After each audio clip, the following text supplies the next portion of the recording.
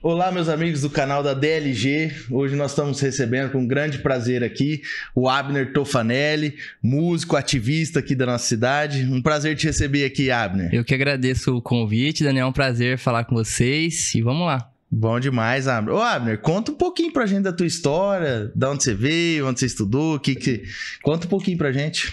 Bom, eu nasci em Santa Fé do Sul, né? Eu vim para São José do Rio Preto com 16 anos, vim para estudar, vim fazer cursinho na FAMERP e tocar na orquestra de cordas, o grupo de referência do Projeto Guri, né? E esses foram os dois motivos que me trouxeram a Rio Preto, né? E aí eu terminei o ensino médio muito cedo, terminei com 16 anos, sempre estudei em escola pública e na época eu queria fazer medicina. Queria estudar na FAMERP e falei, poxa, quando eu descobri que tinha um cursinho da FAMERP, eu falei, não tem um lugar melhor do que estudar o pré-vestibular ali dentro, né? E aí acabei vindo para São José do Rio Preto e foi onde tudo começou, as portas se abriram, essa cidade maravilhosa me acolheu cidade e boa, né? Tudo aconteceu. Eu esqueci, a hora que a gente ia começar, eu esqueci de falar, esse é o menino famoso do calçadão, o menino da música. E aí você chegou aqui em Rio Preto e como é que começou aí? Como eu vim muito novinho, né, eu precisava sobreviver. Minha família não tinha condições de me manter aqui em São José do Rio Preto. E aí eu comecei a tocar na orquestra do Projeto Guri. E aí os alunos que passavam, tinha uma banca, uma prova para tocar nessa orquestra. E os alunos que passavam recebiam uma bolsa por mês, né? E aí isso me mantinha aqui em Rio Preto, só que o custo de vida aqui é muito maior do que de Santa Fé do Sul, né? E aí eu precisava trabalhar. Foi onde eu comecei a dar aulas de música, comecei a tocar em alguns eventos, até que um dia, por acaso, eu saí do Instituto Bizet, onde eu dava aula ali em frente à represa, e resolvi passar no calçadão com o violoncelo, tava com o instrumento. E aí, quando eu cheguei no calçadão, eu escutei um som de um violino tocando, assim, bem suave. E ali no calçadão, as lojas têm o costume de colocar som na frente pra chamar atenção, né? Mas esse som de violino tava tocando Ave Maria. Eu falei, mas poxa, que loja será que colocou Ave Maria pra chamar a atenção dos clientes, né? E aí eu fui perseguindo esse som até que eu cheguei na esquina da Riachuelo. E ali eu encontrei um violinista chamado Messias. Tava tocando, assim, lindamente. Eu fiquei encantado por aquele som, porque... Você já conhecia ele? Não, foi o primeiro contato que a gente teve. Eu nunca tinha visto, na verdade, um artista de rua, assim, ao vivo. E aquilo me chamou muita atenção. Eu fiquei assistindo ele por uns 30 minutos. E aí, quando eu tava indo embora, fui lá, coloquei um trocado na caixinha. E aí ele virou pra mim e falou, desse violoncelo aí, deixa eu ver. E eu, morrendo de vergonha, falei, se você for tocar. E aí eu abri o instrumento pra ele ali na praça e ele tentou arranhar alguma coisa, não saiu muita coisa, porque tem gente que acha que quem toca violino toca todos os instrumentos de cordas, é diferente. E aí ele me entregou o violoncelo e falou, não, vamos improvisar uma música aí. E eu, morrendo de vergonha, falei, vixe, mas eu não sei tocar sem partitura, tô acostumado a vida inteira a tocar com orquestra, né? E aí a gente começou a improvisar um som ali. Quando a gente começou a se entrosar, que a gente entrou numa música ali que tava ficando legal, as pessoas começaram a parar pra assistir. No meio da música, a corda do violino dele estourou. Deu aquele corte brusco, assim, na música. Eu, morrendo de vergonha, falei, meu Deus, o que eu tô fazendo aqui no meio do centro, com esse violoncelo, todo mundo olhando. E aí ele virou pra mim e falou, olha, eu vou ali na loja comprar uma outra corda e você fica aí tocando, o que você ganhar é seu. Ele nem me perguntou se eu queria ficar ou não, ele virou as costas e me deixou lá com a caixinha de som, com o equipamento tudo lá montado e as pessoas paradas esperando eu tocar. Eu falei, meu Deus, o que eu tô fazendo aqui no calçadão com esse violoncelo? E aí eu fechei o olho ali e comecei a improvisar uma música bem conhecida do violoncelo, que é a Suíte número 1 de Bach. E aí, quando eu abri os olhos, que eu tinha tocado a música, eu olhei e tinha um monte de gente parada. E isso me chamou muita atenção, porque as pessoas que pararam eram bem variadas. Eram crianças, eram idosos, eram pessoas uniformizadas, pessoas que às vezes estavam no horário de almoço ali. E aí logo o Messias chegou, foi lá na caixinha, pegou R$30, me entregou, falou, ó, isso aí é o que você conseguiu. Eu olhei pra aquilo lá e falei, caramba, eu ainda ganhei dinheiro pra tocar aqui. E aí... no outro dia, 6 horas da manhã, tava lá na porta da casa dele pra gente ensaiar e a gente foi tocar juntos no calçadão a partir daquele dia. E ali foi onde, mal sabia eu, que era uma grande oportunidade que Deus estava me dando. E naquela época eu estava procurando emprego, eu tinha 16 anos, né? Então era muito difícil de encontrar oportunidade. E aí tinha entregado alguns currículos, mas a única coisa a única oportunidade que eu tava tendo era através da música, né? E quando eu toquei ali no Calçadão, eu vi ali uma oportunidade de emprego. E aí foi quando tudo começou. Aí a gente começou a tocar todos os dias no Calçadão. Pra mim foi muito bom musicalmente, porque eu comecei a desenvolver outros estilos musicais que eu não tinha até então, mais acostumado com clássico, com erudito. E comecei a tocar sem partitura também, foi muito bom pro meu desenvolvimento artístico, né? E aí, deu uns 3 meses, o Messias se mudou, foi pro Rio de Janeiro. E aí foi quando eu fui na loja, comprei uma caixinha de som, botei meu melhor terno e falei, eu vou tocar no Calçadão de Rio Preto sozinho. E aí foi quando tudo começou. A partir daí as oportunidades foram se abrindo e eu comecei a conquistar, né, uma certa independência financeira que eu buscava naquele momento. E ali eu comecei por necessidade mesmo fazer esse trabalho, né? E aí a música me abriu as portas. Eu comecei a viajar para tocar, fui para a Avenida Paulista, Legal. Fui para o Rio de Janeiro, conheci o mar. E aí foi assim um momento único da minha vida que jamais imaginaria o que poderia acontecer daquele encontro ali com um violinista numa esquina de São José do Rio Preto, do nada. Que legal. E hoje você tá com quantos anos, Abner? Hoje eu tô com 25 anos. 25. E quando que você começou assim a mexer com política? Olha, foi antes de vir para Rio Preto. Na verdade, no último ano do ensino médio, eu participei de um projeto, de um programa da Câmara dos Deputados que chama Parlamento Jovem Brasileiro. Que legal. Esse programa seleciona 78 jovens de todo o país para serem deputados jovens lá em Brasília e vivenciarem na prática a rotina de um deputado federal. E eu participei desse programa através de uma professora minha que identificou ali um gosto a mais pela política. Ela chegou em mim, professora Sandra, de filosofia, nunca esqueço. Ela falou, olha, eu percebo que você gosta bastante de política, nos trabalhos, quando tem que apresentar, você gosta de falar. Eu acho que esse programa aqui tem a ver com você. Só que você tem que fazer um projeto de lei, você tem que pensar numa ideia e transformar isso num projeto de lei para você se inscrever. E aí, naquele momento, eu era pré-vestibulando, né?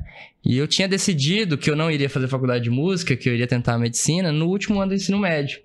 Como eu estudava em escola pública, o próprio ambiente que eu estava inserido me desestimulou a tentar a medicina, né? Eu falei, mas poxa, por quê, né? E eu estava vendo que existem algumas universidades estaduais, principalmente, que fazem um vestibular seriado, que o aluno faz no primeiro ano do ensino médio, no segundo e no terceiro, e depois tem uma média das 3 provas, soma tudo. E aí eu pensei, poxa, se eu tivesse a oportunidade, né, de fazer uma prova nesse sentido, talvez desde o primeiro ano eu teria me dedicado mais pro vestibular, né? E aí eu pensei, por que não transformar essa ideia num Enem seriado, né? Abrir isso, dar a oportunidade de todos os alunos de escolas públicas e particulares do país inteiro fazerem essa avaliação. E aí, essa foi a minha ideia. Meu projeto de lei propunha a criação do Exame Nacional do Ensino Médio Seriado. E aí, esse projeto foi selecionado entre mais de 4.000 projetos. Acabei sendo selecionado, fui o primeiro deputado jovem aqui do Noroeste Paulista. E para mim foi uma experiência incrível. Eu tinha 15 anos na época, foi a primeira vez que eu viajei de avião, fui direto pro centro do poder do país, onde as coisas acontecem. E ali eu tive uma experiência muito enriquecedora na área da política, porque eu tive um contato muito próximo com os agentes públicos, né? As pessoas que eu via pela televisão. E ali com 15 anos. Com 15 anos. Que legal. E ali, do dia pra noite, eu virei o deputado federal jovem da cidade, né? Eu comecei a dar entrevistas, aparecer nos jornais. A Câmara dos Vereadores fez uma homenagem na época, chamou professores, os coordenadores da escola. E ali foi, assim, um momento de muita realização para mim, por ter dado orgulho para minha cidade, para minha escola, para os meus pais. E eu me senti no dever de estudar mais sobre política, porque até então eu não entendia muita coisa, né? Com 15 anos, de repente eu virei deputado jovem e precisava falar de política. O Grêmio da escola, comecei a fazer parte, entrei no movimento estudantil. E ali foi, eu digo, o meu start, né? Desde criança eu sempre gostei, quando era época de campanha, que tinha os comícios, comícios, a gente colecionava o santinho dos candidatos e a gente jogava um jogo que chamava Santinho, que a gente juntava um punhado de santinhos, pegava uma garrafa d'água assim, enchia ela de água e cada jovem que ia brincar da brincadeira colocava um punhado de santinho embaixo da garrafa. A gente pegava uma certa distância, com uma pedra, o primeiro que derrubasse a garrafa ganhava todo o punhado de santinho que estava ali embaixo. Então terminava a eleição, a gente tinha caixas de santinhos, de folders, de panfletos de candidatos, e eu, sempre muito metódico, eu ficava separando por candidato, né? Enquanto eu ficava separando, eu ficava lendo as propostas, né? A história do candidato, e aquilo lá sempre me inspirava. Eu pensava assim, poxa, quando eu crescer, eu quero ser que nem esse cara. E aí, desde criança, então, eu tenho esse gosto pela política. E aí, através do Parlamento Jovem Brasileiro, foi onde eu tive ali uma certa inserção e me vi, né, num protagonismo. Pensei, poxa, a minha ideia realmente pode se tornar um projeto de lei, pode fazer a diferença na vida de milhares de jovens, né? E ali foi quando eu percebi que a política é isso, que a gente tem potencial de participar, de propor, estive lá em Brasília em contato com outros 77 jovens do país inteiro, né? E todos esses jovens tinham feito um projeto de lei para estarem lá, né?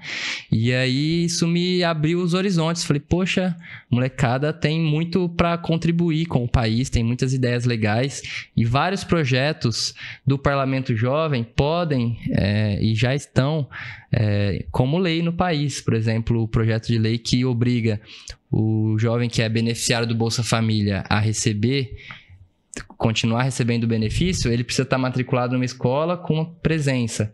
E esse foi um projeto que saiu do Parlamento Jovem Brasileiro. Outras ideias também, que obriga as escolas públicas a instalarem calhas d'água para reutilizar a água da chuva. Legal. Então eu tive contato, né, com muitas ideias, muitos jovens que são protagonistas nos seus estados, e isso me encheu de motivação.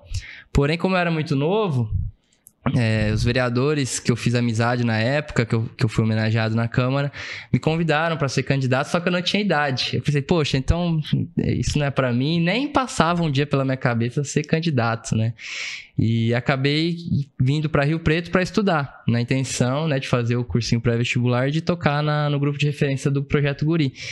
E aí foi onde tudo começou. A arte de rua abriu os caminhos, me conectou com a população, acabei sendo acolhido pela população de São José do Rio Preto, e eu acredito que essa foi a minha inserção política, né? Em 2018, eu conheci a Tabata Amaral, que era candidata a deputada federal na época, né? E eu havia conhecido ela em 2015 no Parlamento Jovem, através do movimento que ela fundou, que chama Mapa Educação. Então, quando eu descobri que ela seria candidata a deputada, eu falei, poxa, eu encontrei a minha candidata. E aí eu apoiei ela na eleição, ela acabou sendo eleita, né? E ela acabou me chamando para fazer parte do PDT. E ali foi o meu início da vida da militância partidária. E acabou que em 2020 a minha candidatura a vereador foi algo que aconteceu de forma natural, né? Muitas pessoas começaram a falar para mim, nossa, por que você não sai candidato? Eu acho que você tem uma vocação, ideias boas. E aí foi onde a população nos escolheu como a 10ª candidatura dessa cidade, uma campanha simples, sem muitos recursos. A gente conseguiu 3.467 votos nessa eleição. Voto, né? E, infelizmente, a gente não conseguiu a cadeira por conta do coeficiente eleitoral, né? O meu partido, na época, não tinha atingido o coeficiente eleitoral. Mas foi uma eleição muito importante, porque demonstrou que a população acredita na juventude, quer renovação, e o fato da gente não ter entrado me deixou mais motivado ainda, porque mostra que a nossa voz foi ecoada, né, pelos 4 cantos de São José do Rio Preto, e estamos aí até hoje, né? Em 2022 eu fui candidato a deputado federal. A gente teve esse projeto por entender que falta muita representatividade jovem na política hoje, que não tem artistas, diversidade, e as pessoas, né, me cobravam, e a gente lançou essa candidatura a deputado federal.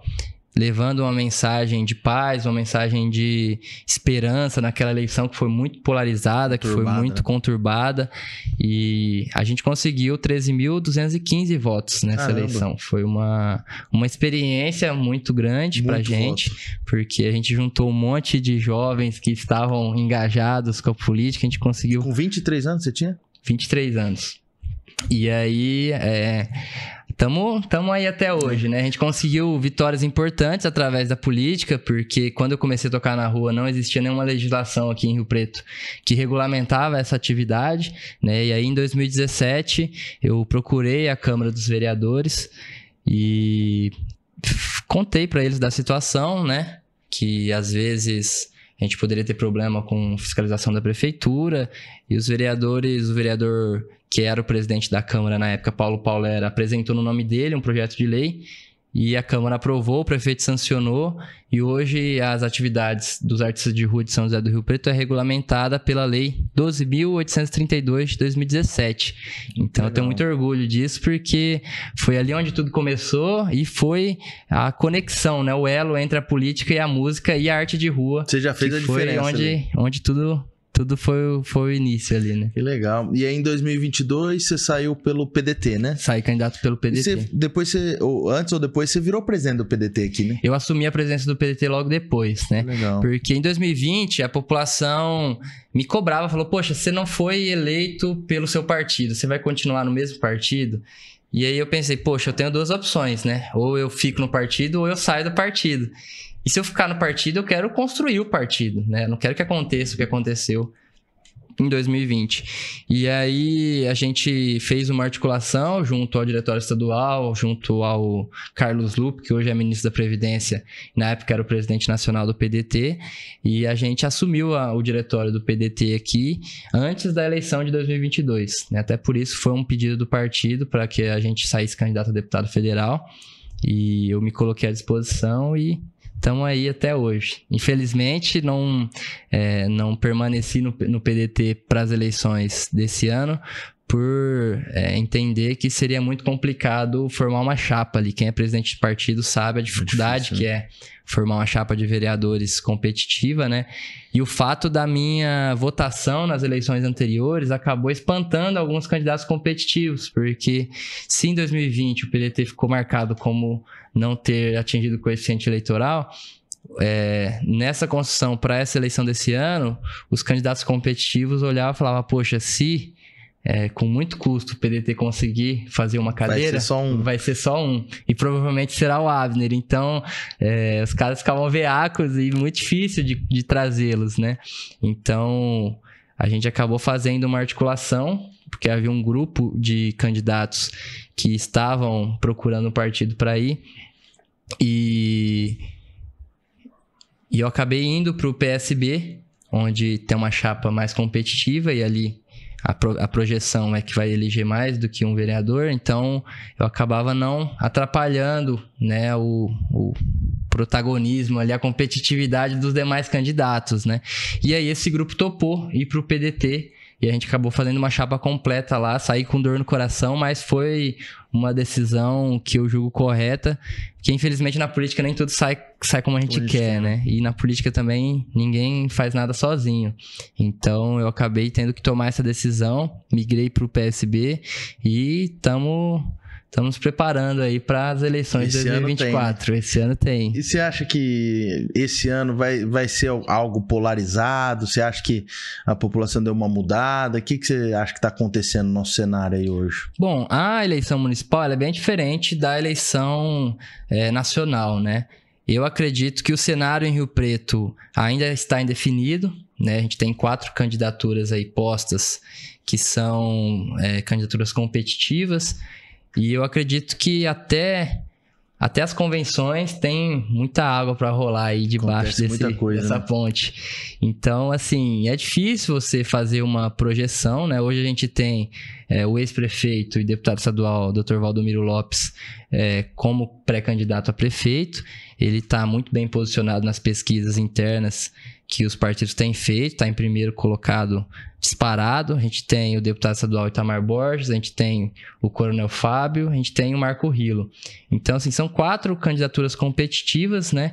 Eu acredito que vai depender muito da população julgar, né, as propostas durante a eleição, mas eu acredito que a mesma polarização que teve nas eleições nacionais não vai recair aqui na eleição municipal esse ano, como foi, né, de uma forma tão agressiva em 2022. Legal. E na parte de vereadores nós tivemos o aumento, né, das cadeiras agora, então tem mais vaga aí, né? Aumentaram 6 cadeiras, né, de 17 vão ser eleitos 23 vereadores, então com isso o coeficiente eleitoral tende a diminuir, né, o que facilita para os candidatos que estão sem mandato. E eu estou bem confiante nessa eleição por ser uma grande oportunidade de renovação da Câmara Municipal, né? A gente vê aí eleição pós eleição uma dificuldade muito grande de surgir novos nomes na cidade, mesmo a população querendo isso, né? E infelizmente alguns que a população aposta acabam não sendo eleitos por questões partidárias, como foi comigo e com alguns outros candidatos em 2020, né? Então, acredito que essa eleição de 2024 vai ser uma grande oportunidade de renovação da Câmara Municipal, não só com essas cadeiras, mas com as atuais 17 cadeiras também. Acho que vai ter uma renovação ali entre elas. Que legal. Ô Abner, e voltando um pouquinho na questão da música, você tem alguma experiência profissional, alguma coisa legal que você poderia contar pra gente aí? Olha, teve uma situação que foi muito marcante pra minha vida, pra minha carreira, que foi quando eu fui pro Rio de Janeiro e eu tava, isso em 2017, muito focado com a música, e eu fui pro Rio de Janeiro para ir no Rock in Rio pela primeira vez, né? Eu tinha comprado o ingresso do Aerosmith, no dia do Aerosmith, né? E eu fui uma semana antes do dia do show para ficar tocando no Rio de Janeiro para bancar a viagem, né? E aí, na véspera do show, eu tava tocando na esquina de um shopping lá no Leblon, no Rio de Janeiro, e aí parou uma van atrás de mim. Desceu umas pessoas, eu olhei assim, mas eu tava no meio da música, acabei não conseguindo prestar muita atenção. E parou na minha frente, assim, um cara magrinho, todo tatuado, cabelão. Eu olhei e falei, caramba, parece o Steven Tyler, parece o cover do Steven Tyler, que é o vocalista do Aerosmith. E quando eu cheguei no refrão da música, esse cara soltou a voz, começou a cantar, e aí eu não tive dúvidas de que era o Steven Tyler, o vocalista do Aerosmith. Comecei a me tremer todo, errei a música, já falhou, mas foi uma emoção muito grande, e ali foi, assim, o maior encontro que eu tive com a música. Ele autografou meu violoncelo, me deu 50. Caramba, salvou o rolê. E aí foi assim, depois, no dia seguinte, cara, isso tava em todos os jornais, foi muito bacana, porque eu acabei levando o nome de São José do Rio Preto também para as manchetes. O artista de rua de São José do Rio Preto toca com o Steven Tyler em esquina do Rio de Janeiro, e eu fiquei me sentindo assim o best friend do Steven Tyler, né? E esse dia foi assim muito marcante na minha vida, porque só a música seria capaz de me proporcionar isso, né? Digo mais, só a arte de rua seria capaz de me proporcionar um encontro desse com um astro do rock que eu sou muito fã. E aí isso abriu muitas oportunidades na minha vida, na minha carreira, né? Eu fui convidado para tocar no programa do Ratinho, fui no Balanço Geral, apareci no Fantástico. Foi assim, eu costumo dizer que tem o antes e o depois do Steven Tyler, né? E a população valorizou muito meu trabalho como artista de rua também após esse encontro, né? Então, esse foi um dos maiores. Depois disso, fui no programa do Ratinho, toquei com o Zé Neto Cristiano, toquei com o Caetano Veloso, e aí eu fui vivendo, né? O que a música, o que a arte estava me proporcionando. Naquela época eu já tinha me reconhecido como artista de rua, tinha parado o cursinho, falei, não, vou viver a arte que a música tá me proporcionando, tinha conquistado a minha independência financeira, e isso pra mim era muito importante, porque na época eu tinha 17 anos, né, e a minha família não tinha condições de me manter aqui na cidade grande, então eu abracei essa oportunidade com todas as minhas forças, e Tamo aí até hoje. Todo sábado, hoje eu trabalho na Assembleia Legislativa como assessor parlamentar e acabo não podendo mais tocar durante a semana. Então, aos sábados, tô lá no calçadão sempre, porque é uma atividade que me motiva até, né? Porque ter esse contato, várias experiências que eu já tive ali na rua, cada dia é um aprendizado novo, é alguém novo que eu conheço, é uma situação que acaba enchendo ali o potinho de motivação pra gente continuar lutando pela arte, né? A gente que toca instrumentos clássicos, eruditos, sabe a dificuldade que é você sobreviver com a música, principalmente aqui no interior do estado, né? Então, eu acabei encontrando com a arte de rua essa oportunidade não só de levar a música, mas de estar num ambiente muito democrático, que é a rua, né? Porque ali você está tocando para todos os tipos de pessoas de todos os cantos da cidade, de todas as classes sociais, todas as cores, todas as religiões, e as conexões que a arte de rua me proporcionou moldaram a pessoa que eu sou hoje, né? Então, eu sou muito grato à arte de rua, à população, à música, por tudo que ela proporcionou na minha vida.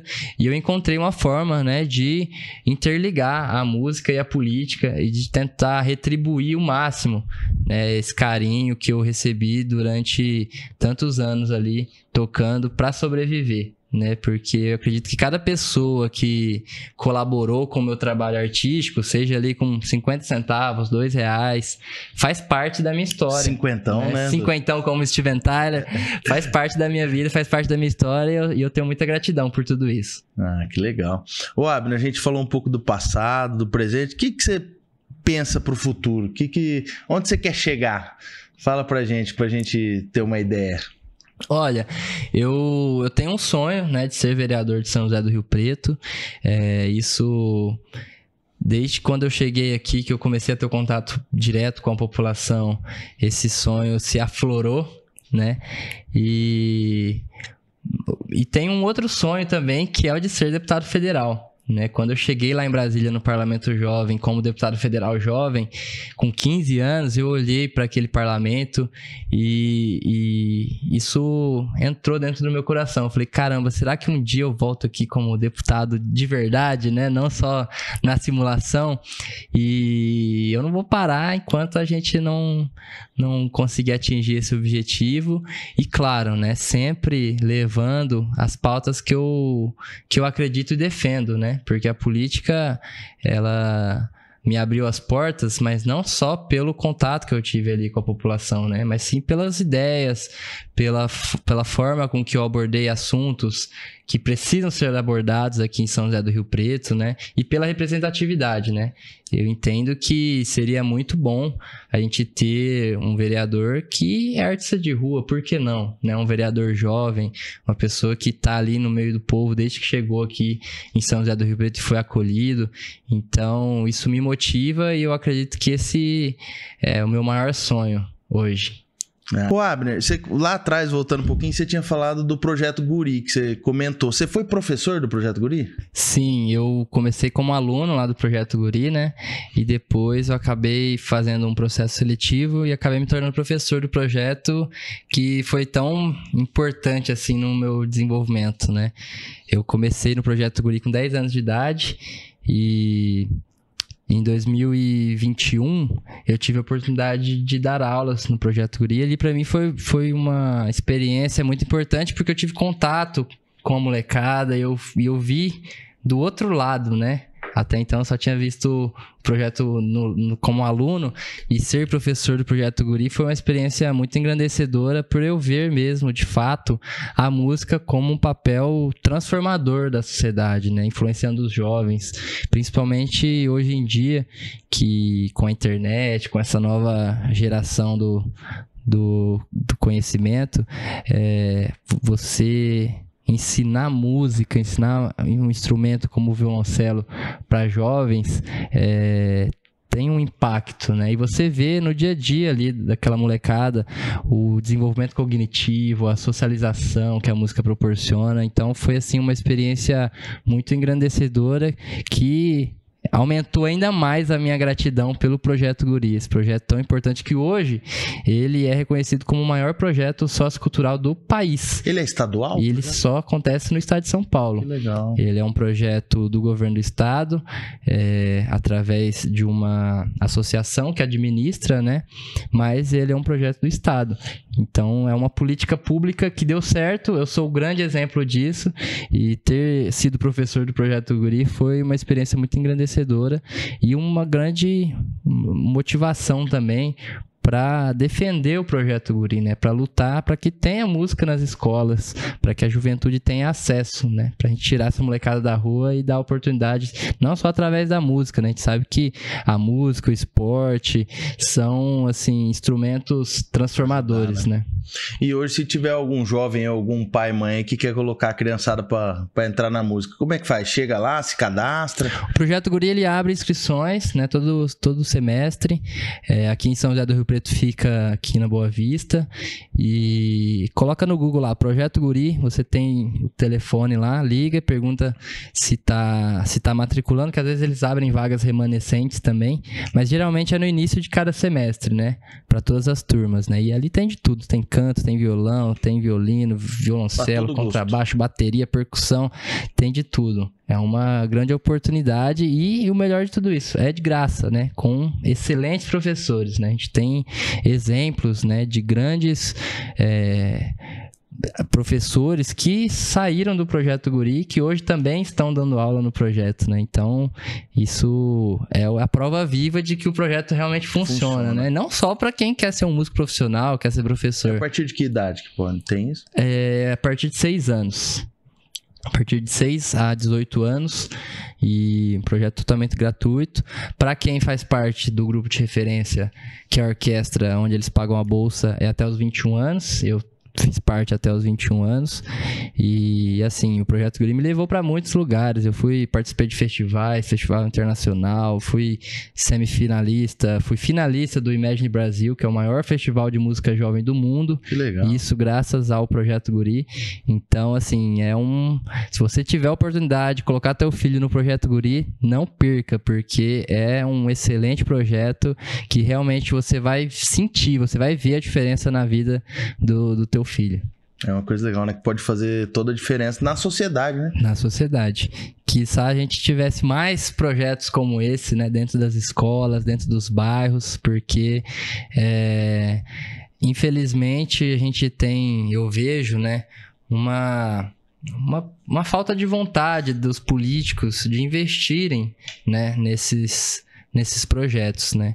E a cada governo que passa, ele pode diminuir investimento. Então, assim, que a gente aproveite enquanto tem, né? Porque a gente precisa lutar para manter esses projetos de pé, porque é uma estrutura gigantesca, né? A gente tem aí um projeto que tem no estado inteiro mais de 350 polos, centenas e centenas de professores, coordenadores, os instrumentos. Eu só comecei a tocar o violoncelo porque o Projeto Guri me ofereceu um instrumento de graça, porque o violoncelo é um instrumento caro. Então, assim, se eu não tivesse tido essa oportunidade, eu não sei o que eu seria hoje, o que eu teria feito hoje, né? Então, aproveitem, porque é uma excelente oportunidade. Que legal.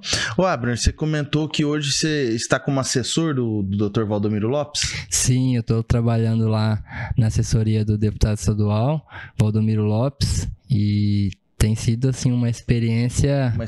Uma experiência enriquecedora, estar ali no dia a dia do parlamento, conhecer os bastidores, né? E é algo que eu sempre quis, né? Eu tenho muita gratidão ao deputado Valdomiro Lopes por ter me dado essa oportunidade. Hoje eu sou assessor mais jovem ali do gabinete dele. E você trabalhar, né, com pessoas que contribuíram tanto para a nossa cidade, para nossa região, vereadores, ex-vereadores, ex-prefeitos, que têm uma experiência, né? Então, para mim tem sido uma escola dia após dia, e isso que me motivou mais ainda para as eleições de 2024, né? Porque eu acredito que, que nem eu digo, se eu for eleito, né, a população, e Deus me der essa graça, a gente vai chegar em 2025, eu vou estar 4 anos atrasado, né? Então eu vou falar, gente, ó, a gente tem que fazer 8 anos em 4. Então é preciso trabalhar, né? É preciso trabalhar e trabalhar da forma correta, né? Porque a gente vê a Câmara Municipal, muitos projetos que são apresentados, que são inconstitucionais, uma perca de tempo ali, um gasto de dinheiro público, né? De tempo que se a gente tiver políticos que estudam o que querem propor, que realmente tem ali uma proximidade com a população, isso vai ser muito mais eficiente o papel do Poder Legislativo, né? É isso que eu acredito, é por isso que eu luto, né? Então, eu, como assessor hoje, tenho tido ali grandes aprendizados, né? Vendo todo o processo legislativo, como que funciona, como que a gente pode buscar recursos, como que a gente pode buscar alternativas para a nossa cidade. Então, eu só tenho a agradecer e vivendo esse momento, né? E lá você acompanha a questão de projeto, tudo isso daí? Conta um pouco pra gente. Acompanho. Hoje o deputado estadual, São José do Rio Preto, a gente tem aí sempre São José do Rio Preto sempre teve, né, muitos deputados, né? Infelizmente, na última eleição, São José do Rio Preto não elegeu nenhum deputado federal que fosse aqui da cidade mesmo, né? Agora, deputado estadual, São José do Rio Preto elegeu o Dr. Valdomiro, e o que mudou recentemente o título aqui para São José do Rio Preto, o deputado Itamar Borges, né? Então, são os 2 deputados que a cidade tem, que a gente vê a diferença quando a cidade tem um deputado, né? Para a questão de trazer recursos, de lutar junto ao governo do estado. Porque o vereador, ele trabalha muito próximo do prefeito, né? O deputado estadual muito próximo do governador, o deputado federal muito próximo do presidente. Então, tem sido um aprendizado ver essa conexão, né? A diferença, a influência que o governo do estado tem dentro do município, a influência que um deputado estadual tem junto ao governador para poder trazer melhorias para o município. Então, essas são as experiências que eu tenho tido, né? A ideia de apresentar projetos de lei, como que é a tramitação dentro do legislativo para chegar até as comissões, para ser aprovado, para chegar no plenário, para ser... um trâmite, né? Trâmite todo, né? Então, para mim tem que pleiteio, né, um cargo legislativo, é uma experiência muito enriquecedora, né? Quem dera todos os pré-candidatos tivessem nessa vivência ali dentro do parlamento, para quando chegarem lá saberem, né, de fato como que funciona todo o trâmite, né? Que deve ser bem burocrático, né? Não deve ser uma coisa, chega lá e fala, quero isso. Não, né? Tem a questão constitucional e tem a questão política também, né? Você ali dialogar com os demais parlamentares, porque todo projeto precisa de apoio da maioria para ser aprovado, né? Precisa da sanção do prefeito ou do governador. Então, você ter ali contato no dia a dia com essa articulação, eu acho muito importante para quem quer ser vereador, né? Ainda mais de uma cidade tão grande, tão diversificada, tão importante como São José do Rio Preto. Você falou essa questão aí do voto, da questão de ter deputado federal, ter deputado estadual. Na última eleição eu falava bastante isso daí com as pessoas que são próximas, que o pessoal acaba votando em gente de fora e jogando voto fora, porque você joga um voto para São Paulo, o cara vai brigar por São Paulo, né? A cidade dele lá é o eleitoral dele. Aqui é 5, 10 mil votos que foi para fora que é perdido, porque os caras ganham, estão lá fora e fica 4 anos sem pisar aqui em Rio Preto. Exatamente, só voltam em ano eleitoral e a cidade fica,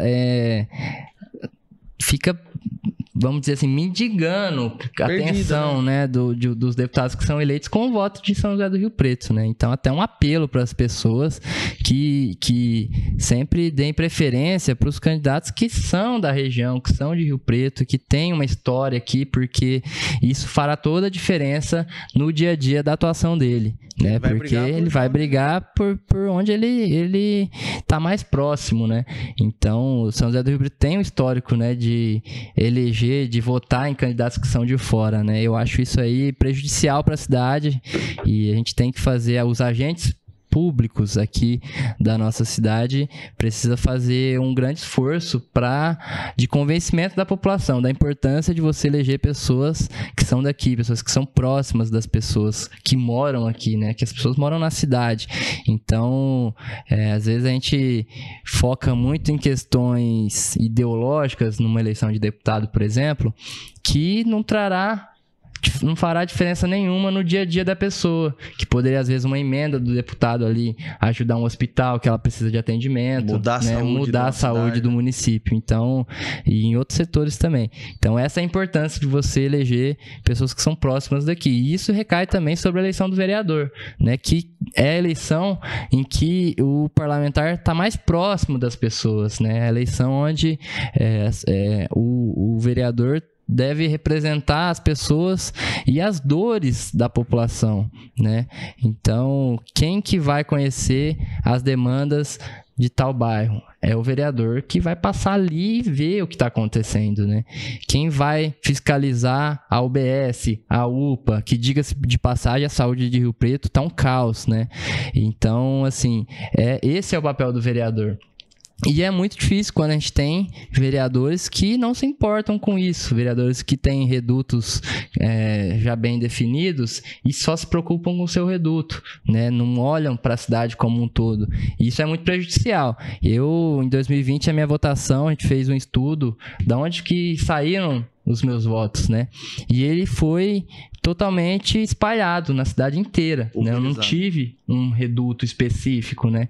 Isso me deixou numa posição, assim, de olhar para a cidade como um todo. Eu acho isso muito positivo, porque esse é o papel, de fato, do Poder Legislativo, né? Representar toda a população. A gente elegeu 17, mas os 17 representam os 500 mil que moram aqui, né? Agora a gente vai eleger 23, os 23 deverão representar os 500 mil habitantes que moram aqui em São José do Rio Preto. Então, o vereador ter um olhar de empatia para a população, um olhar de sensibilidade para as coisas que afetam o dia a dia das pessoas, eu acho isso muito importante. E que a gente tenha, né, mais candidatos, pré-candidatos na eleição desse ano que olhem para a cidade com um olhar de empatia, de sensibilidade, que eu acho que é o que a gente está precisando. Não, show de bola. Ô, Abner, você disse que tem um sonho de ser vereador, né? E, assim, nesse seu sonho, o que você pensa para Rio Preto? Quais são suas bandeiras? O que você pensa de melhorias para cá? Olha, eu acho que a juventude em São José do Rio Preto, ela precisa ser ouvida, né? Hoje em dia, se você ligar lá na prefeitura e falar, olha, qual que é o setor que é responsável pelos jovens de São José do Rio Preto? Eu nunca consegui achar. A gente tem a Secretaria da Mulher, do Idoso, do Bem-Estar Animal, mas a gente não tem um departamento sequer, uma coordenadoria que é responsável por tratar assuntos de juventude aqui em São José do Rio Preto. A gente não tem um Conselho Municipal de Juventude. Então, isso foi uma luta minha, foi uma proposta de campanha minha em 2020 que acabou sendo rejeitada pela Câmara Municipal nessa legislatura. Então, se a gente não tem jovens lá dentro, quem vai se preocupar com a gente? Né? Então, essa é uma coisa que eu olho com bastante atenção. E as pautas culturais, artísticas, né? Hoje a gente aqui em São José do Rio Preto, o pessoal fala que a gente só tem shopping para ir, né? Chega um final de semana, a gente não consegue encontrar um lazer, a gente acaba tendo que ir para fora, e isso é muito prejudicial. A gente vê músicos, né, formados que não encontram oportunidade de trabalho aqui em São José do Rio Preto. Por quê? Porque a gente não tem uma orquestra sinfônica que tem investimentos da prefeitura. A gente não tem uma escola de música que seja municipal. A gente, por exemplo, tem a Casa de Cultura ali. Ali seria um excelente local para a gente fazer uma escola livre de artes, né? E eu, como vereador, gostaria muito de trabalhar junto ao prefeito que for eleito para a gente conquistar essas coisas aqui para São José do Rio Preto, né? Ter um olhar muito incisivo para a juventude, criar políticas públicas que façam de fato a diferença na geração de emprego para os jovens, na atenção, no desenvolvimento social, cognitivo, na saúde. Eu acredito que essas seriam as minhas principais bandeiras, vamos dizer assim, né? E sem contar a proximidade com a população, né? Eu sempre digo que se eu fosse vereador de São José do Rio Preto, eu não ia deixar de tocar ali no calçadão, mas eu ia tocar ali e ia deixar uma mesinha ali do lado com uma prancheta, um papel, uma caneta, para ouvir as demandas da população, né? Não tem vereador que se ficar ali no centro da cidade vai tomar xingo, e eu não tenho esse problema, porque eu sempre tive um respeito muito grande com as pessoas, né? Então, essa seria um dos pilares do meu mandato, de poder ouvir a população, de levar as demandas para a Câmara Municipal. O que a gente conseguir resolver, a gente vai resolver. O que for muito difícil, a gente vai procurar ajuda. O que for impossível também, nada me impede de ser sincero ali e falar, olha, o que você está pedindo não é competência do vereador, né? Eu nunca dei uma cesta básica, eu nunca comprei um voto. Isso eu acho que é uma coisa que diferencia, né? Numa eleição tão difícil como a eleição de vereador aqui em São José do Rio Preto, né? A gente tem relatos aí, né? A gente ouve muita coisa, o pessoal falando, tem gente que vende a mãe para ser vereador de Rio Preto, né? Então, assim, poder fazer esse trabalho de cabeça erguida, só tendo um compromisso com a população, me deixa cheio de motivação, porque é o que mais me motivou a entrar na política, foi o contato com a população e saber que, de fato, eu posso colaborar, eu posso fazer a diferença, eu posso contribuir e mudar a realidade da Câmara Municipal que a gente tem hoje, né? A gente tem aí um cenário que a Câmara está trabalhando hoje, por exemplo, eu vou citar a questão da CPI das terceirizadas, né? O vereador suplente até então, Diego Mafuso, assinou a última assinatura que faltava lá para a criação dessa CPI. No mesmo dia, o prefeito fez um movimento político, exonerou 2 secretários que eram vereadores para tirar a cadeira do suplente que assinou a CPI. Foram lá, conseguiram a criação da CPI. A própria Câmara entrou na Justiça para barrar a criação da CPI, ou seja, o órgão responsável por fiscalizar o município entrou na Justiça para bloquear, para barrar uma CPI que iria fiscalizar as coisas que estavam erradas nas empresas terceirizadas, né? Com inúmeras e inúmeras denúncias de trabalhadores que estão sem receber FGTS, 13º, férias. E assim, isso é uma coisa descabida, não existe a própria Câmara trabalhar contra a fiscalização, que é o poder do Legislativo. Isso acontece porque quando a gente tem uma Câmara aparelhada, como a gente tem um puxadinho da prefeitura que só assina e carimba o que o prefeito quer. Então eu acho isso prejudicial para a cidade. A gente precisa ter o contraditório, a gente precisa ter vereadores que não são apenas carimbadores da vontade do prefeito. Então eu me coloco nesse papel porque o único compromisso que eu tenho é com a população, é com o povo, é quem me deu essa voz, né? Eu não surgi na política só pela minha vontade, foi porque o povo fez eu ser o 10º candidato a vereador mais votado dessa cidade em 2020. Mesmo, infelizmente, a gente não conseguindo assumir a cadeira, a gente teve um papel nesses 4 anos de cobrança, de expor o que estava errado, de expor as maldades que essa prefeitura comete, que às vezes ficariam abafadas se a gente não tivesse um papel de ir lá, expor nas redes sociais, de criticar, de levantar o debate, né? A gente teve a situação da fiscalização da prefeitura que tentou tirar os artistas de rua lá do calçadão. Uma coisa assim, cruel, né? Ir lá com a polícia para tirar artista de rua que só tava levando arte ali para aquele ambiente tão complicado que é o centro da cidade, que cada vez mais perde público, perde clientes. Isso é uma reclamação dos lojistas ali. E ao invés da prefeitura incentivar os músicos, os artistas a irem para o calçadão, porque isso chama a atenção, chama os clientes, a prefeitura trabalhou ao contrário, trabalhou para perseguir os artistas de rua, né? Me notificou os demais artistas de rua, e isso me magoou muito, porque não atingiu só a mim. E eu não sei se isso, né, é muito difícil a gente falar que é uma perseguição política, mas é muito difícil falar que não é também, porque essa atuação mais incisiva começou depois que eu comecei a trabalhar com o ex-prefeito e deputado Valdomiro Lopes. Então, isso me deixou assim triste, por mostrar que, assim, não é através da força, não é através de você intimidar que você vai conquistar o meu silêncio. Pelo contrário, né? A gente foi lá, botamos na internet, levantamos o debate, fizemos uma audiência pública, fizemos a Câmara convocar uma secretária do prefeito. A Câmara totalmente, a maioria é base do prefeito. A gente fez eles convocarem uma secretária para irem numa audiência pública para explicar por que estava acontecendo aquele tipo de situação. Então, foi acordado nessa audiência que os fiscais iriam dar uma trégua aos artistas de rua, né, até que essa lei 12.832 de 2017, que regulamentou a atividade dos artistas de rua, fosse regulamentada. Porque na lei, a Câmara deu prazo de 60 dias para o prefeito regulamentar essa lei. Até hoje eles não regulamentaram essa lei. Então, assim, teve um choque ali, né? A gente foi abordado numa legislação que foi feita para restaurantes e bares, para não colocar músicos nas calçadas, sendo que uma outra legislação mais recente permite você tocar nas calçadas. Só que essa última não foi regulamentada. Então, por isso teve todo esse problema, esse conflito de legislação, e que a prefeitura resolveu seguir para o lado que não era o lado dos artistas de rua, né? Então, a gente está aguardando até hoje, né, essa regulamentação, e eu tô lá com a minha notificação em vigor. Se eu for abordado novamente pela fiscalização, essa notificação vai se tornar uma multa de R$3.000. Então, assim, a gente vai tocar hoje no calçadão com uma sensação de insegurança, porque a qualquer momento pode aparecer uma fiscal da prefeitura lá, sem o decibelímetro, sem o equipamento para medir a altura de som, essas coisas, e simplesmente fazer essa notificação se transformar numa multa. Não só eu, mas vários outros artistas de ruas estão nessa mesma situação.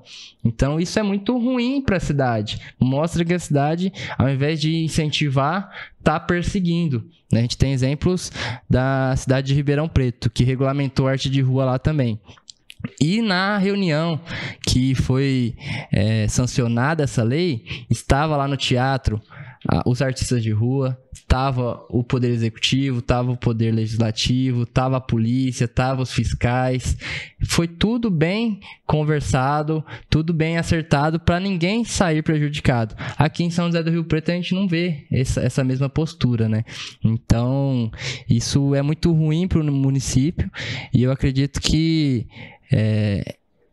estando, né, com uma atuação dentro da política, isso tem influenciado, com certeza, né? Então, me motivou ainda mais a lutar pelos artistas de rua, a lutar pela cultura e levar música, arte ali pro calçadão, que essa lei não beneficiou só os músicos, né? Beneficiou malabaristas, dançarinos, pessoal que canta, que dança, que vende livro, que vende quadro, que são produtos, né, da sua arte. Todos os artistas em geral. Oh, que legal, Abner. Não, queria te agradecer bastante aí pela sua presença hoje no nosso canal, te desejar sorte aí nesse ano e bom trabalho aí pela frente. Obrigado, Daniel. Agradeço pela conversa e vamos em frente. Um abraço para todo mundo. Nos sigam nas redes sociais, Abner Toffanelli em todas elas, e um grande abraço e até uma próxima. Até mais, pessoal. Um abraço.